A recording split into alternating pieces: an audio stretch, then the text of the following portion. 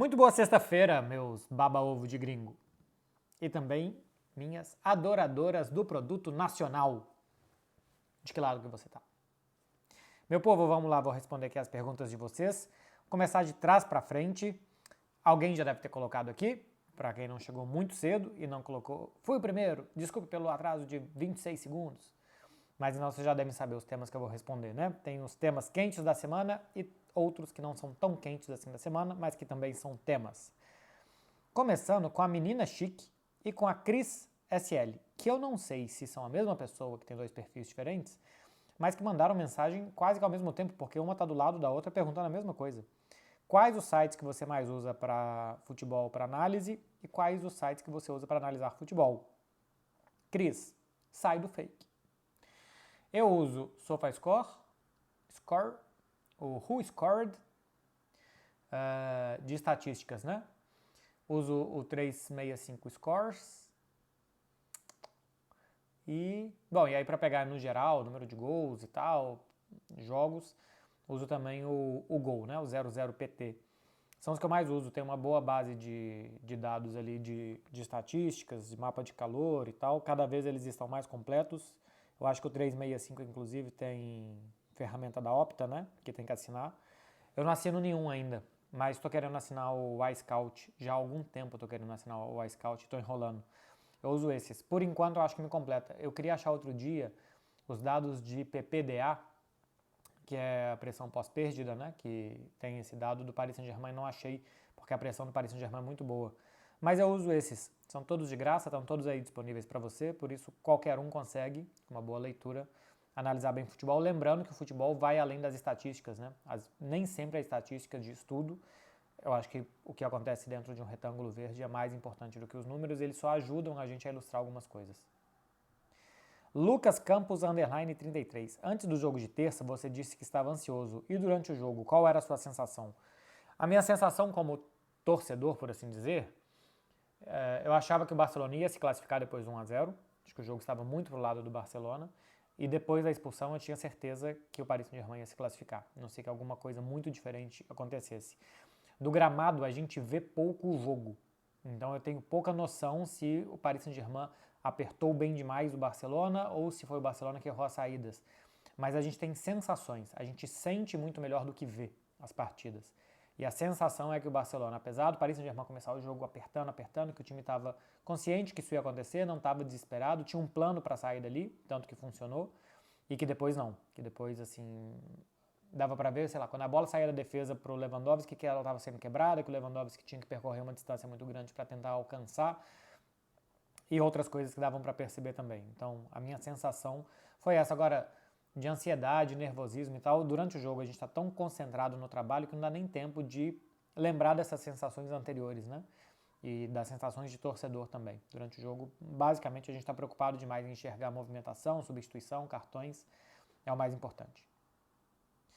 Tem uma do Kelson Souza 71465. Para mim, era para ele tirar o Rafinha quando o Araújo foi expulso. Para mim, não. O Rafinha faz muito trabalho defensivo. Com um jogador a menos, era muito necessário ter um jogador recompondo mais o meio campo, um jogador mais elétrico, um jogador mais físico e até um jogador mais experiente também. Realmente, eu acho que tinha que sair ou Lamine Yamal ou Pedri. Formar duas linhas de 4 com dois jogadores de lado podia ser uma boa, e o Pedri, pela questão física, poderia ser um bom nome para sair no jogo. A questão é que dava para entender que a ideia do Barcelona era, nos momentos que pudesse ter a bola, controlar ela um pouco mais com a bola no pé. E isso o Pedri faria melhor que o Lamine Yamal. CN Fute. Alguma chance do Barcelona ter a volta do Messi antes do final da carreira e do Guardiola? Não e não. Guardiola talvez um dia ainda mude de ideia e tal. O Messi já era. Esquece, gente. Quem viveu, viveu. Não tem mais Messi no Barcelona. IM Tukayani. Olá, Beckler. Você acha que o Barcelona fará boas compras na próxima janela? Eu diria que não é para se iludir muito. O Barcelona primeiro talvez precise vender, o Barcelona precisa ainda de dinheiro, a questão econômica ainda é um tema muito importante para depois poder fazer boas e grandes contratações. Então, gostaria, por exemplo, que o Barcelona conseguisse contratar Bruno Guimarães. Acho que o Barcelona precisa de um meio-campista posicional, um 5 com boa saída de bola, com bola longa, com chegada à frente, com chute de fora da área, com físico, com experiência, e isso acho que o Bruno Guimarães é a peça. Até mais do que o Kimmich, porque o Kimmich não é tanto 5. Ele até pode fazer, mas ele é mais um segundo jogador, ele é um muito bom lateral e ele não é esse primeiro volante todo. Tanto que no Bayern de Munique normalmente jogam 2, né? Ele e Goretzka, antes era ele e Thiago até fazia mais esse papel, naquele time de 2020, que depois ele foi jogar como lateral porque o Pavard se machucou. Então, ele não é um 5, normalmente ele é um volante lateralizado. Agora, o Barcelona não tem a opção de usar a Promobit, né? Promobit, para quem não sabe, tem site, tem aplicativo também, é uma comunidade de ofertas e lá você tem todo tipo de ofertas, são verificadas para você utilizar. Mais de 700 ofertas por dia, mais de 3 milhões de usuários. Então, é seguro para você procurar, quer comprar uma televisão nova, um tablet novo, um primeiro volante bom. Primeiro volante bom já acho mais complicado. Mas se o que você estiver procurando não tem, tem lá a lista de desejos que você é notificado quando aparecer. Então, faz favor, meu povo, quem gosta de uma promoção e para mocinha também, a Promobit é uma boa, tá? Se tá em promoção, tá na Promobit e eu vou deixar no comentário fixado, na descrição do vídeo, o link para vocês entrarem lá na Promobit e verem o que tem de bom para vocês aproveitarem, tá? E são ofertas que os próprios usuários colocam, tá? Então é uma comunidade mesmo que vai se ajudando ali para achar boas promoções e para vocês aproveitarem. Uma dica que eu dou para vocês aqui, infelizmente eu não posso dar essa dica pro Deco, não estão ainda em promoção jogadores de futebol. O Barcelona poderia muito bem aproveitar uma promoção dessas. Tem aqui, ó, do Santi Igor. Beckler, como falar para minha mãe que eu sou ateu? Excelente pergunta para vir logo depois de um conteúdo de publicidade. Não gera nenhum tipo de polêmica falar de religião. Santi Igor, se a sua mãe ela é uma boa cristã, ela vai entender, né? Os bons cristãos perdoam, aceitam, entendem o outro lado. Se você é ateu e se você não acredita em Deus, mas se você é uma boa pessoa, se você não faz mal para ninguém, se você é bom com o seu próximo, eu tenho certeza que sua mãe não vai achar isso ruim. Então, mais do que acreditar ou não acreditar em Deus, ou em qual tipo de Deus, em qual forma de Deus, o mais importante é ser uma pessoa boa. E o que as mães querem da gente é que nós sejamos boas pessoas. Então, hoje eu nem sei se a minha mãe sabe se eu tenho alguma crença ou não, porque eu já tive. A minha família de criação, né? Assim, eu sou de criação espírita kardecista. Então nem sei se minha mãe tem noção de que hoje eu não comungo de nenhuma fé.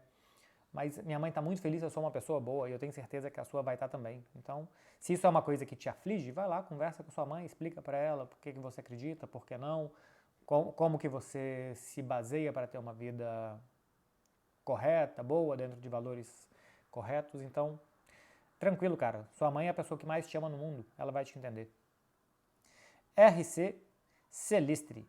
O Marc Casador vai ser mais aproveitado na temporada que vem? Vai sim. Vai ficar no Barcelona. Essa semana saiu uma notícia que ele não vai ser emprestado, de que ele não vai ser vendido, ele vai continuar. As entradas dele no time de cima são boas. Ele é um jogador que há algum tempo já vem chamando a atenção. Sim, quando você conversa com pessoas ligadas à base do Barcelona, já falam dele há muito tempo. Falam até mais dele, acho que pela idade, né? Ele já está há mais tempo na base do que falaram do Pau Cubarsí, do Lamine não, cara. Do Lamine Yamal eu escuto falar aqui em Barcelona há uns 2, 3 anos já, quando ele tinha 13, 14 anos, já se escutava falar do Lamine Yamal. Mas o Marc Casador acho que vai ser bastante útil na temporada que vem. Normalmente não é um 5 também, né? É um mais lateralizado, não é um primeiro volante, embora tenha feito isso na base algumas vezes, mas também é um jogador mais de saída. André Araújo, que tem um W depois do Araújo. Gostei, viu? Araújo 17. Boas, Marcelo. Por que o mérito defensivo do Real Madrid contra o City não é tão valorizado pela mídia? Não sei o que a mídia tá falando, André, e acho que é muito ruim eu ficar avaliando o trabalho dos outros. Mas eu acho que o trabalho... Eu vi que tem muita polêmica nas redes sociais, inclusive com as pessoas me utilizando ou para me atacar ou para me parabenizar e me usar como argumento contrário sobre o trabalho defensivo do Real Madrid, né? Eu acho que o Real Madrid precisou fazer esse trabalho defensivo, ele não queria. O Real Madrid não queria que o Manchester City finalizasse mais de 30 vezes contra o seu gol, mas foi o que o jogo ofereceu a ele, Real Madrid, ele soube disputar bem esse jogo, dificultando as 30 finalizações do Manchester City, né? Se vai chutar, que sejam finalizações mais laterais, não centrais, não de dentro da área, não na marca do pênalti. Até teve lá que o De Bruyne finalizou mal e uma que o Phil Foden furou, mas não foram muitas e muitas e muitas chances. Eu acho que isso sim deve ser valorizado pela mídia e por todos. Porque às vezes parece que só um time jogou e que o outro time se defendeu de qualquer jeito. E não foi de qualquer jeito, foi bem defendido.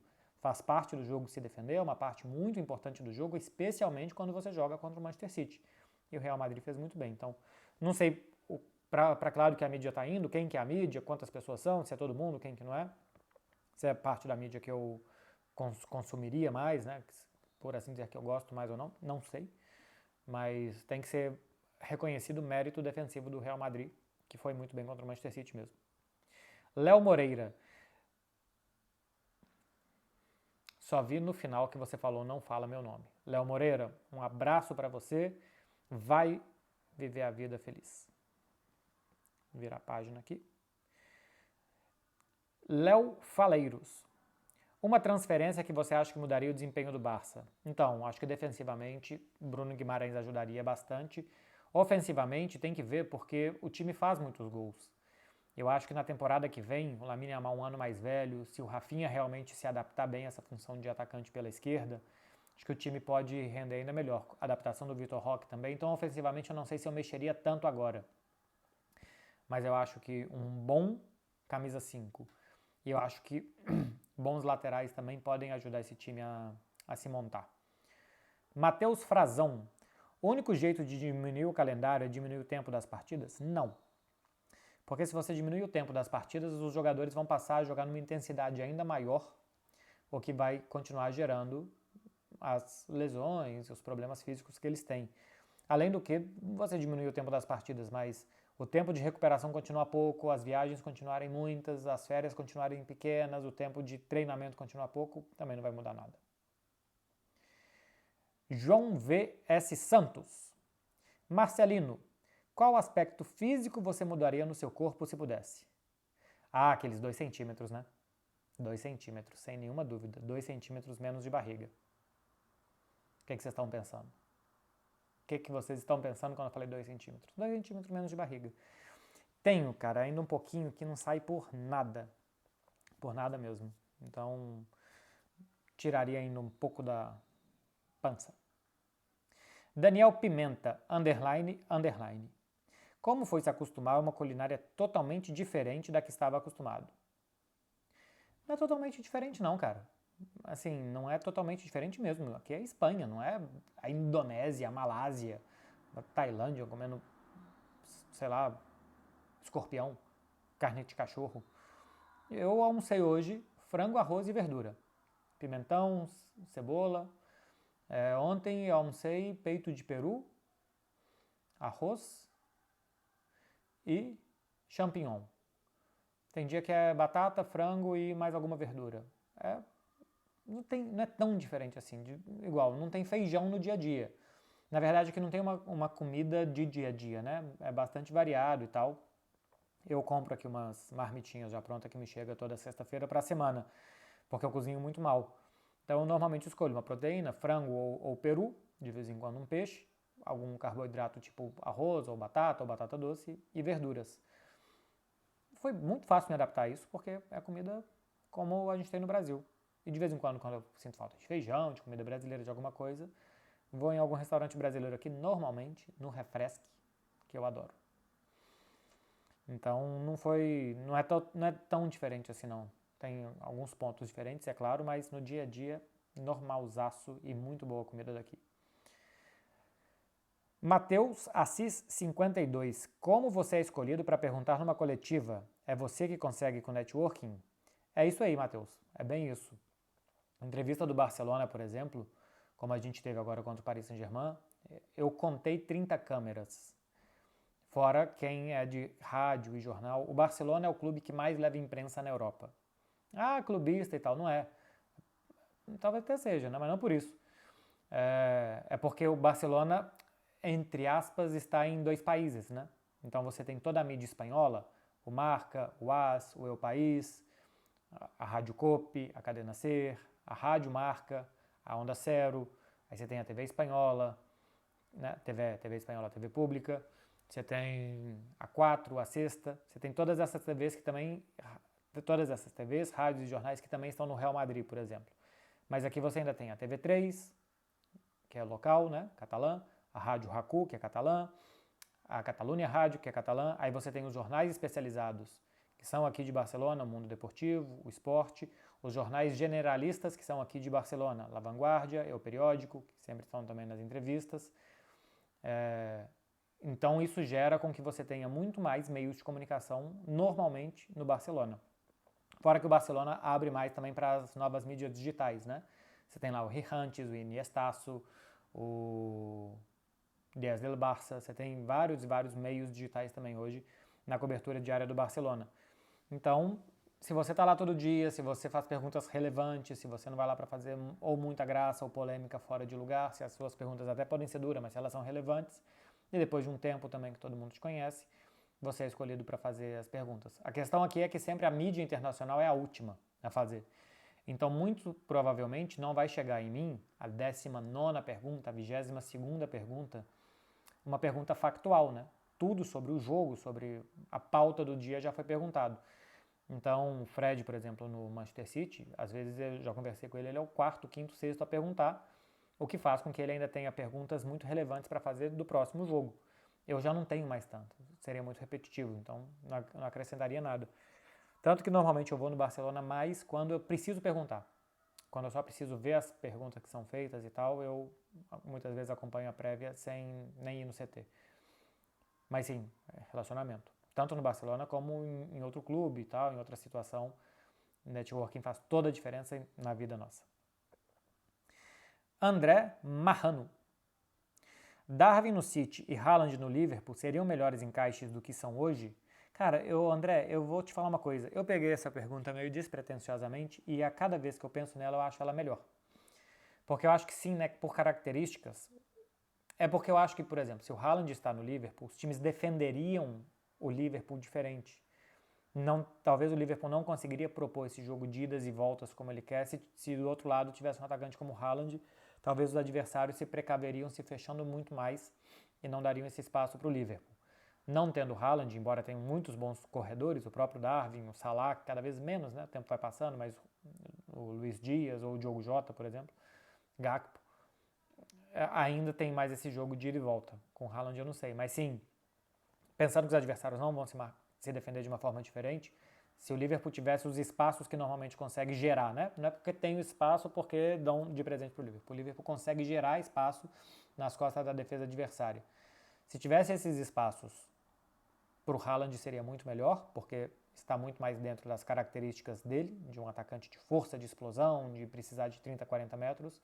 E do outro lado, Darwin Núñez, embora não seja o atacante mais combinativo do planeta, né? Harry Kane, Luis Suárez, Benzema fazem muito mais isso, o próprio Lewandowski, do que o Darwin Núñez, mas é um atacante que toca mais a bola, que se movimenta bem fora da área também, e que eu acho que também poderia ajudar bastante o Manchester City. Seria interessante. Muito boa pergunta, muito obrigado. Joab Souza dos Santos. Ou então é Job Souza dos Santos. Em algum momento da corrida em Montjuïc você pensou, cara, isso é mais difícil do que eu pensava? Teve. Entre o quilômetro 5 e o 7 foi subida. Inclusive hoje que eu fui fazer a prévia do feminino, eu passei ali de carro de aplicativo, né? Para não falar Uber. Não vou falar Uber aqui. E eu passei ao contrário, eu passei descendo. E eu falei, caramba, era muita subida mesmo. Eram 2 km de subida. E já depois de 5 km correndo, né? Que 5 km correndo é de boinha. Mas quando vem essa subida, não é uma subidinha, uma rampa. É subir uma montanha, né? Então realmente era bem íngreme. E ainda teve um fator psicológico. Que assim, já tinha muita gente cansada. Eu ainda estava ok. Tinha muita gente cansada que na subida estava andando. Então quando psicologicamente você vê muita gente andando e desistindo, você pensa, será que eu vou conseguir? Mas eu fui bem de boa, tá? A corrida foi mais fácil do que eu pensei. Tinha muito trânsito no primeiro quilômetro, porque como a corrida foi dentro da montanha, de vez em quando você tinha que passar, sei lá, num portão. E tinham centenas de pessoas passando no portão ao mesmo tempo. Então, meu primeiro quilômetro mesmo eu fiz em 9 minutos. Fiz muito lento, porque tinha hora que você parava. Até que ganhou ruas e ganhou a montanha e dispersou mais, e aí teve mais tempo teve mais espaço para você poder desenvolver uma corrida. Mas assim, a corrida foi linda, foi muito bonita, as paisagens bonitas, muito significativo para mim por correr em volta do estádio de Montjuic também. Eu terminei com 59 minutos e não fosse o trânsito do início, eu teria feito uns 55 os 10 quilômetros. Achei fácil, achei bonita, achei gostoso de fazer e já quero fazer mais. Mais de 10, 15, daqui a pouco eu vou fazer meia maratona. No ano que vem eu vou tentar fazer a meia maratona de Barcelona. Estou gostando bem.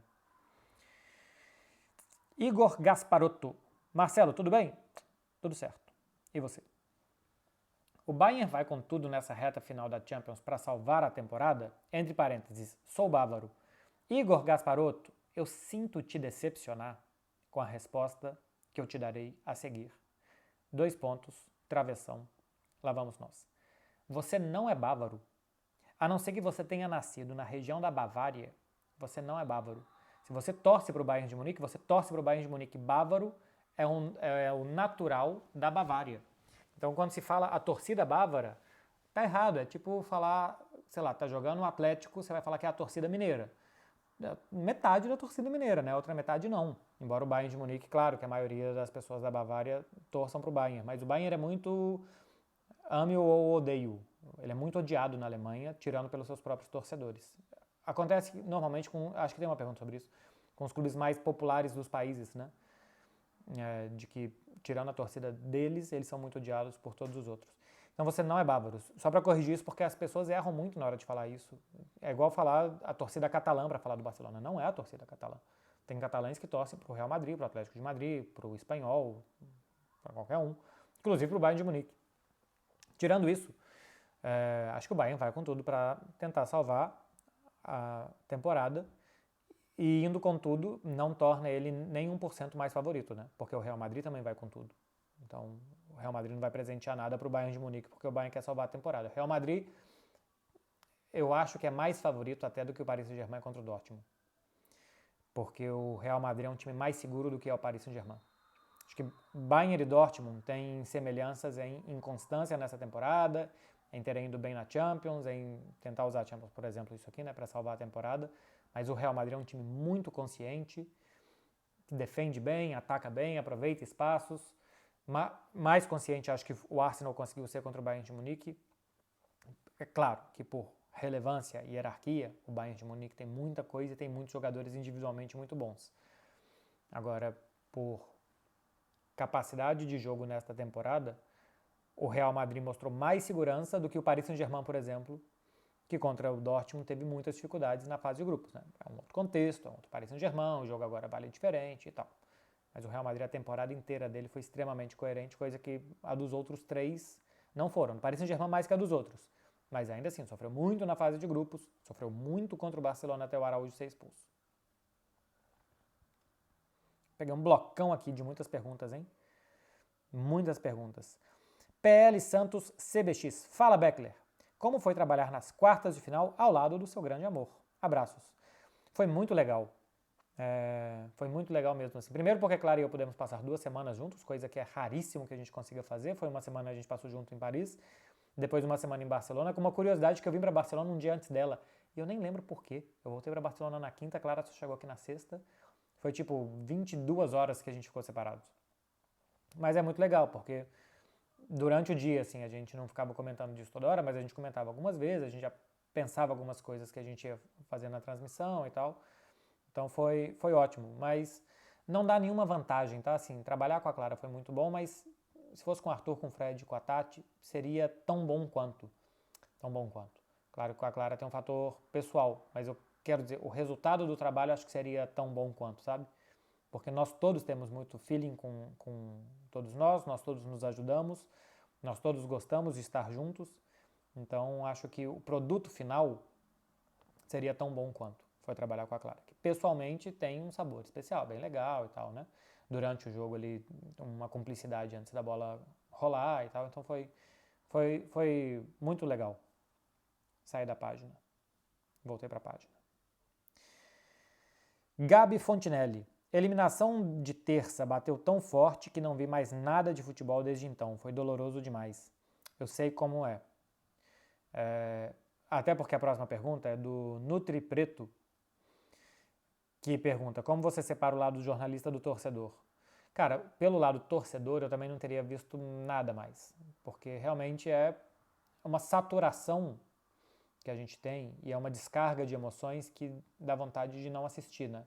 Em outras coisas, talvez isso aconteça, assim, quando tem uma decepção muito grande, você larga aquela coisa por um tempo. Sei lá, quando eu perdia jogando FIFA, eu largava FIFA algum tempo.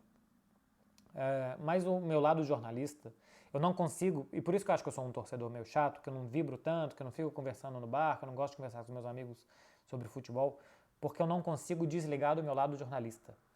Por mais que sei que tem um tanto de gente que fala que é clubista e tal, e, bom, talvez seja sem querer, mas eu não consigo ver o futebol, eu me divirto vendo futebol de uma forma analítica, de uma forma crítica, é como eu me divirto, é como eu torço.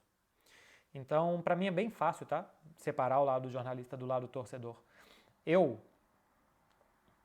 no Barcelona Paris Saint-Germain, quando os times entraram em campo, eu cantei o hino do Barça. Tava o Jorge Igor falando, com o Vitor Sérgio, com o Douglas, eles apresentando ali a partida, eu com o microfone fechado. A torcida cantou o hino a capela, foi muito bonito o momento do hino do Barcelona. Cantei o hino. Pô, é o hino do meu time e tal, cantei. Na hora que acabou, eu tava completamente concentrado, mas assim, eu me dei ali 1 minuto para meu lado torcedor cantar o hino do clube, microfone fechado, sem nenhum problema. E se vocês assistiram, por exemplo, o vídeo que eu fiz depois, as minhas intervenções na TNT, as minhas perguntas para o Júlio Esconder no final da partida, eu tenho a consciência muito tranquila de que eu fechar o microfone e cantar o hino só para mim, em voz baixa, não atrapalha em nada o meu trabalho. A partir do momento que eu senti que eu estou torcendo demais, que esse tipo de coisa está me fazendo trabalhar pior, eu vou me policiar mais. Mas no momento eu acho que não, no momento eu acho que eu consigo viver uma coisa muito legal ali torcendo e também viver uma coisa muito legal trabalhando. Então, eu acho que eu separo fácil, tá? Assim, eu sou muito autocrítico, eu sou muito crítico de jornalismo em geral, assisto muito para pegar coisas do que fazer e do que não fazer.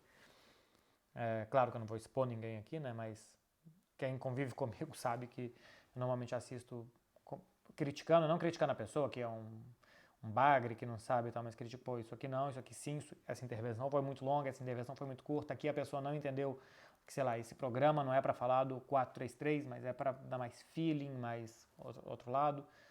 Sou muito crítico com essas coisas, inclusive comigo. Eu normalmente assisto os meus vídeos depois, eu vejo se estava com mau ritmo, se não estava, se eu estava cansado, se eu no próximo vídeo eu tenho que descansar mais antes de fazer, se eu tenho que me preparar melhor. Então, eu acho que eu consigo separar. Wesley H. Mendes. Por que existe o discurso da camisa pesar mesmo com o Real ganhando nos pênaltis? Se você justifica só que a camisa pesou, eu acho que é reduzir um jogo que teve muitas coisas acontecendo, que teve 2 viradas no primeiro jogo, que teve muitas coisas no segundo também, a uma frase pronta, né? Mas eu sinceramente acho, não que a camisa tenha pesado, que isso tenha sido determinante, mas tem uma música, que eu não lembro o nome dela aqui agora, que eu gosto, uma música nova, dos El Tietz, que eles gravaram com os Amics de les Arts, uma música aqui da Catalunha, que fala que antes de você ser um gênio, você tem que parecer que é. E se a gente for levar isso para o Real Madrid, antes de você ser esse time de ferro, esse time que não morre, esse time do pacto, essas coisas, você tem que acreditar nisso. E eu acho que a partir do momento que os jogadores acreditam, e eu acho que esse grupo acredita, eles têm uma confiança de que eles estão fazendo a coisa certa. Eles têm uma confiança de que aquilo ali vai funcionar. Eles têm uma confiança de que o outro vai cair antes deles, que isso funciona. Assim como o contrário acontece, eu acho que com o Barcelona, e acho que aconteceu com o Arsenal. Quando você não tem essa confiança, em algum momento você transparece isso. Então acho que a camisa pesar é o Real Madrid resistir 120 minutos do afogamento que o Manchester City tentou impor ao Real Madrid. Por quê? Porque você sabe que aquilo ali está dando certo e não desespera, não desespera, não desespera. O desesperar que é o problema. Então, como o Real Madrid é feito de aço, como a gente vê, eu acho que a primeira coisa para isso é ele acreditar que ele é feito de aço. O acreditar no futebol, eu tenho falado isso recentemente, no futebol o acreditar é quase tão importante quanto o ser. Porque a partir do momento que você acredita, é um jogo tão mental que se bobear você vira. O que não dá pra fazer é um jogador mediano virar um craque. Não, mas tem uns momentos ali que isso acontece. Pô, o Botafogo da temporada passada fez o melhor primeiro turno da história e depois passou 11 jogos sem ganhar. Eram os mesmos jogadores.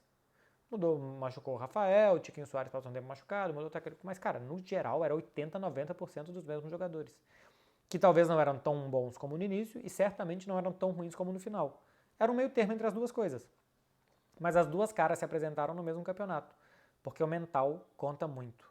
É o que eu acho. Tem uma aqui do Renan Schmidt, que é da Rádio Culé. Aliás, um abraço aí para o pessoal da Rádio Culé e para as páginas do Barcelona que seguem, que acompanham o trabalho. DNA Blaugrana, tem muitas. Pensei no DNA Blaugrana simplesmente porque eu acho que eles me mencionaram agora há pouco no Twitter, mas tem vários. Barcelona da Ilusão e vários. Muito obrigado para todo mundo, Canal Barça. Muito obrigado para todos vocês. Ele está falando quais os jornais catalães mais confiáveis atualmente para as páginas do Barcelona. Cara, assim, se eu citar um e não citar outro, vai parecer que os outros não são, né? Mas assim, o Mundo Deportivo é uma fonte boa de informação, a Catalunya Rádio, a Rádio Raku, os jornalistas desses meios de comunicação. Olha os jornalistas da Rádio Raku, da Catalunya Rádio, do Mundo Deportivo, da TV3, La Vanguardia, enfim, tem tanta gente que são bons. O Culemania também tem aparecido bem. Todos eles têm ido muito bem. O pessoal do Rihantes também, né, trabalham bem e tal, tem muitas informações de dentro do clube. Então, tem muita gente informando sobre o Barcelona. O Barça é um universo muito diverso, né? Porque tem não só o time de futebol principal, mas tem todo o entorno, diretoria e tal. Então, tem muita fonte de informação. O que eu sempre falo para vocês tomarem cuidado é com muita informação sobre mercado. Acho que muita gente utiliza muito o Barcelona para valorizar o jogador. Né? Você quer colocar um jogador no Lyon. Aí você fala que o Barcelona está interessado. Porque aí vai valorizar aquele jogador e tal. Daqui a pouco, quando você oferecer para o Lyon, fala, mas o Barcelona também está interessado e tal. O Lyon vai tentar pegar ele rápido antes que o Barcelona pegue. Usando qualquer exemplo de qualquer clube, tá? Mas o Barcelona normalmente é muito utilizado por empresários, por outros clubes, por jogadores, para fazer negócios.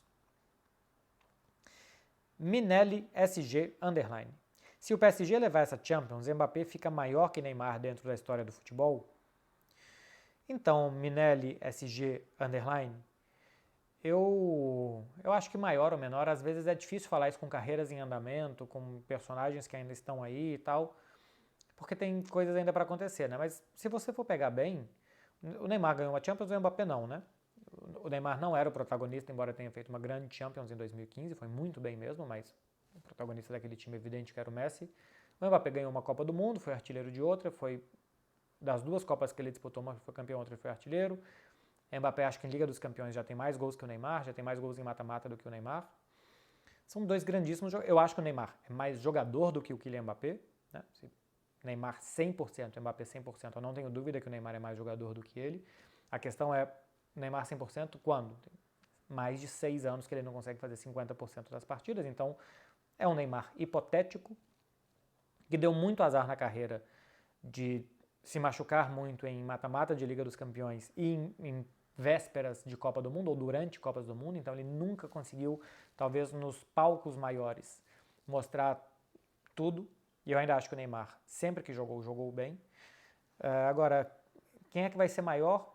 Cada um vai achar uma coisa. O que eu vou achar? Não sei. Não sei se simplesmente uma Champions vai fazer eu mudar minha opinião para cá e para lá. Assim como, por exemplo, eu já achava o Messi isso tudo antes dele ganhar a Copa do Mundo. Não foi a Copa do Mundo que me fez mudar, acabar debate. Não sei se um título é para ser definitivo e a partir de agora não tem mais discussão. Acho que é a construção da carreira como um todo. Eu tinha falado sobre isso de torcidas e tal, de times serem muito odiados. Marcelo Carlos, 27. Os espanhóis torceram para o Real Madrid contra o City? Os espanhóis torcedores do Real Madrid. Os espanhóis torcedores de qualquer outro clube, tenho certeza que não. Assim como os espanhóis torcedores de qualquer outro clube não torceram para o Barcelona contra o PSG. Barcelona e Real Madrid são muito assim, os torcedores amam eles e os não torcedores odeiam eles. Então, acho que vai mais por aí. Seria mais normal que os espanhóis torcessem para a Real Sociedade contra o PSG. Aí beleza. Atlético de Madrid e Dortmund? Ainda. Acho que é mais indiferença de muitos. Claro que o torcedor do Barcelona e do Real Madrid não. Mas indiferença do resto. Agora, a Real Sociedade contra o PSG, tirando o torcedor, sei lá, do Atlético de Bilbao, de alguma outra rivalidade que tem o Villarreal ou a Real Sociedad por ali. Acho que a maioria torceu sim para a Real. João Azanha. O que é falado sobre o Super Mundial de Clubes aí na Europa? Que ele vai dar muito dinheiro, basicamente. Por enquanto só se fala do dinheiro que ele vai dar. Eduardo Ambar. Somente um inglês em semifinais europeias. O que isso significa? Falta camisa? O Liverpool foi eliminado para a Atalanta. Como é que a gente vai explicar a camisa aqui? Não, é simplesmente casual. Calhou de serem eliminados esse ano. O Manchester City ficou um pênalti para cá e para lá de tirar o Real Madrid. Tem 2 alemães na semifinal da Champions. O melhor deles está na Europa League, que é o Bayer Leverkusen. Na temporada passada foram 3 italianos nas quartas de final, 2 na semifinal da Champions. Esse ano não tem nenhum, então quer dizer que até o ano passado a Liga Italiana era boa, esse ano não é. Esse ano a Liga Alemã é boa, ano passado que não chegou nenhum não era. Depois que você tem um recorte, 5, 10, 15 anos de times de uma liga chegando muito ou times de uma liga não chegando, acho que dá para ter mais. Um ano é casualístico, simplesmente casual.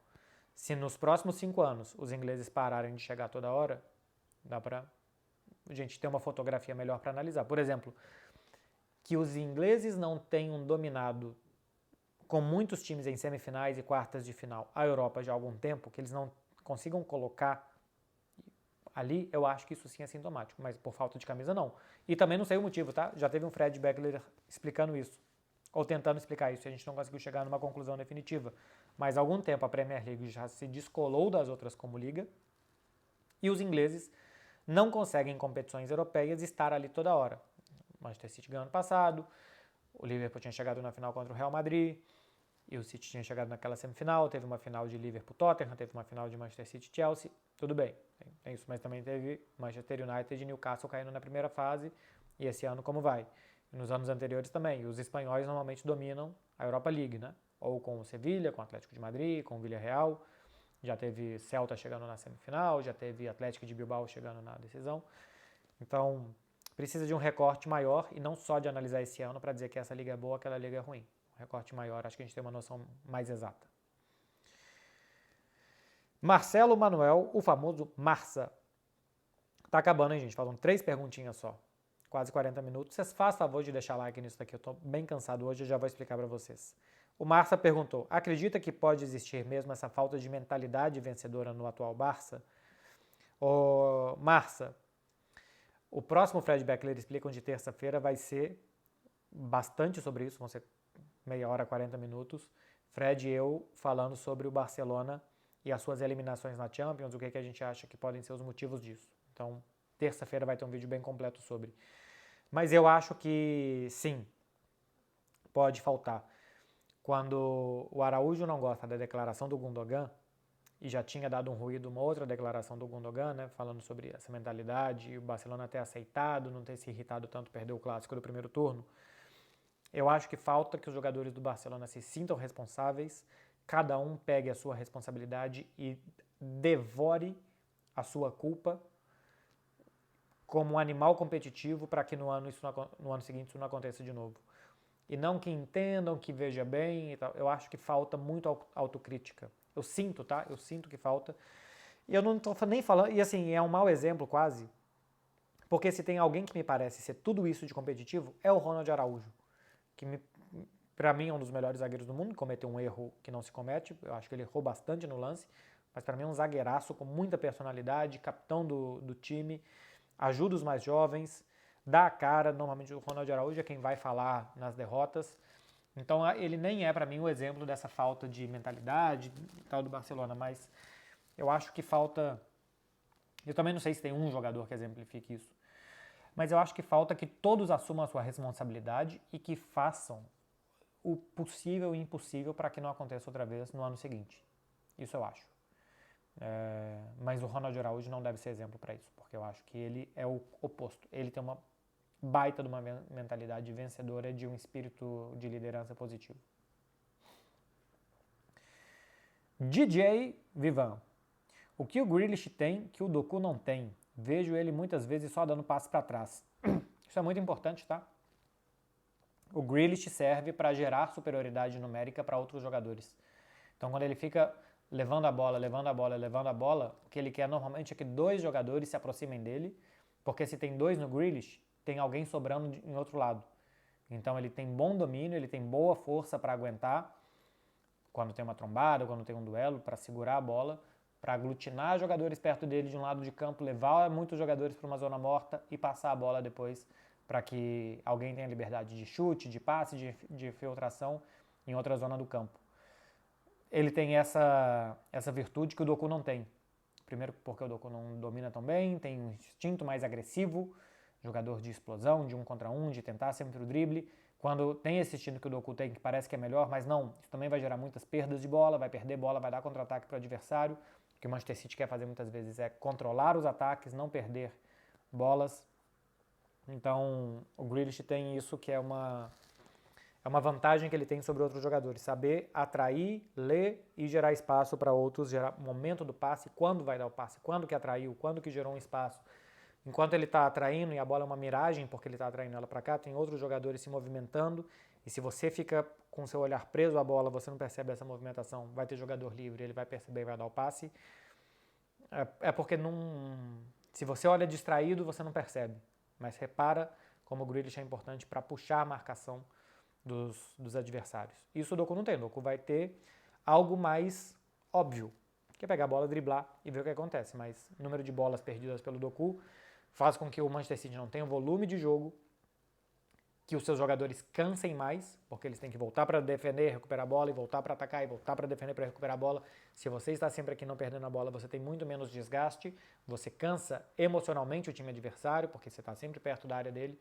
Então nem sempre 1 contra 1, o drible e tal é a melhor opção. Contra o Real Madrid eu até acho que era, porque a gente viu muitas jogadas de 1 contra 1 do Grealish com o Carvajal, que o Valverde não entrava nessa armadilha e não ia dobrar a marcação com o Carvajal para deixar, por exemplo, o Gvardiol livre, que foi como gerou o 3º gol do Manchester City no Santiago Bernabéu. O Manchester City conseguiu atrair o Real Madrid assim no primeiro jogo, não conseguiu no segundo. Então o Grealish tentava, e quando ele ia para cima do Carvajal, o Carvajal marca muito bem e não deixava 1 contra 1. O Doku entrou, melhor de 1 contra 1 do que contra o Grealish, levou vantagem algumas vezes ou sobre o Carvajal ou sobre outro marcador e gerou, por exemplo, o lance do gol. Mas é isso, que o Grealish tem e que o Doku não tem.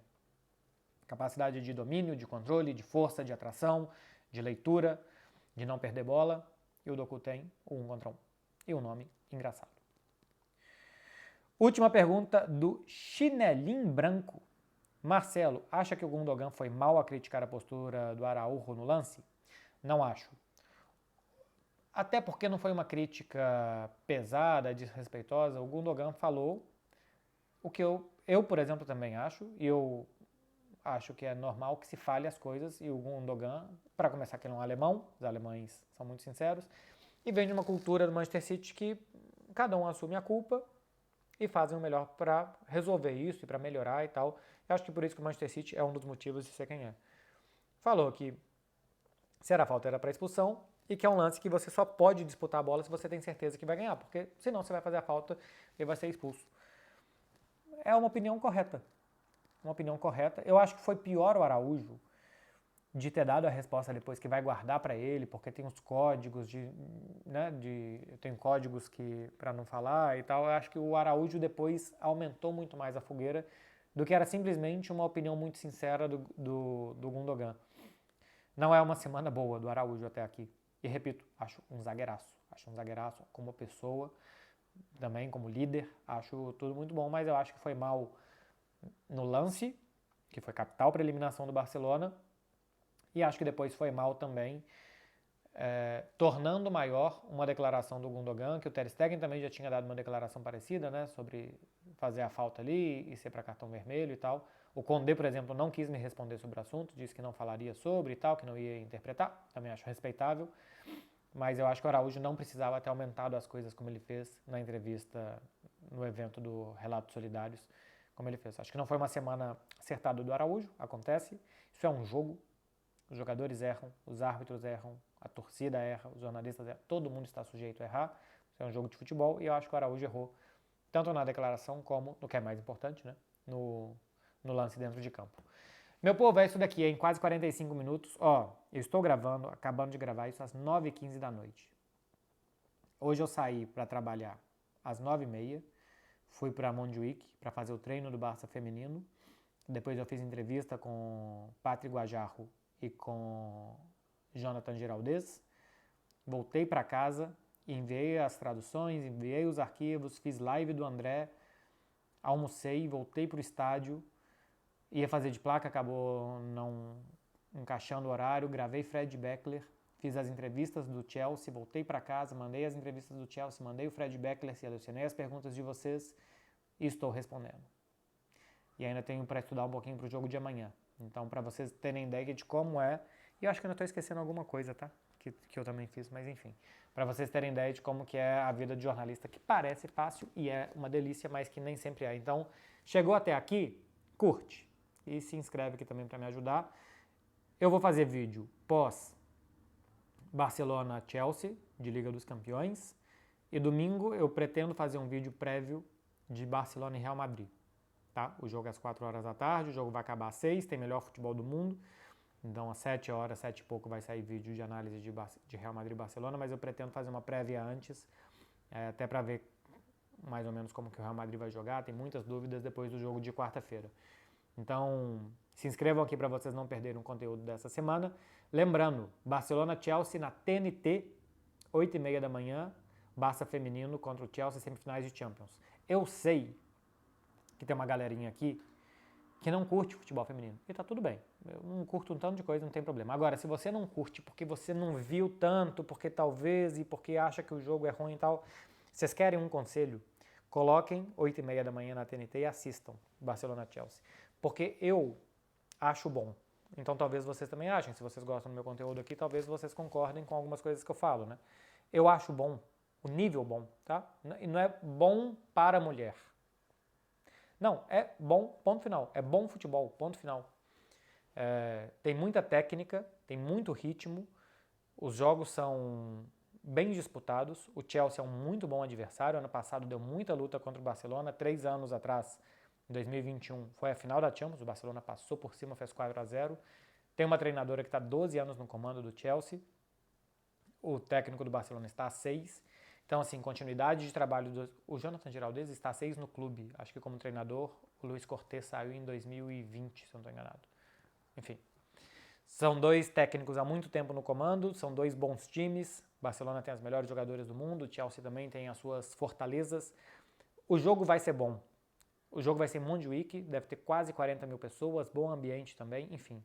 Se vocês confiam em mim, coloca na TNT e assiste. Se gostar, mais tarde ainda tem Lyon e Paris Saint-Germain, a outra semifinal para assistir. Semana que vem, os jogos de volta. Sexta-feira, meu povo, 9h15 da noite aqui. Eu amanhã trabalho cedo. Então, desfrutai por nós. Aproveitar-vos-ei para pedir-lhes isso, usando muitas mesóclises. Vai aproveitar o final de semana de vocês. Se vocês estão chateados com o Barcelona, se vocês estão não sei o que e tal, vai aproveitar o final de semana, vai se divertir de outra forma, vai curtir, esfriar a cabeça e ver que o mundo não é só futebol, que o mundo também tem outras coisas, para você também se decepcionar com essas coisas, para você também ter vontade de largar essa vida de curtição e para você também não ter coragem de olhar no celular para não ser impactado com nenhuma notícia, assim como boa parte de vocês deve ter feito na quarta-feira. Então, vai aproveitar a noite e vai saber que você pode ter também a sua noite de Barcelona e as suas próprias decepções sem ter que ter a decepção de um clube para você chamar de sua. Valeu, gente. Boa noite para vocês. Sexta-feira, sem juízo por vocês e por mim. E amanhã vocês me contam se deu certo ou não. Fui.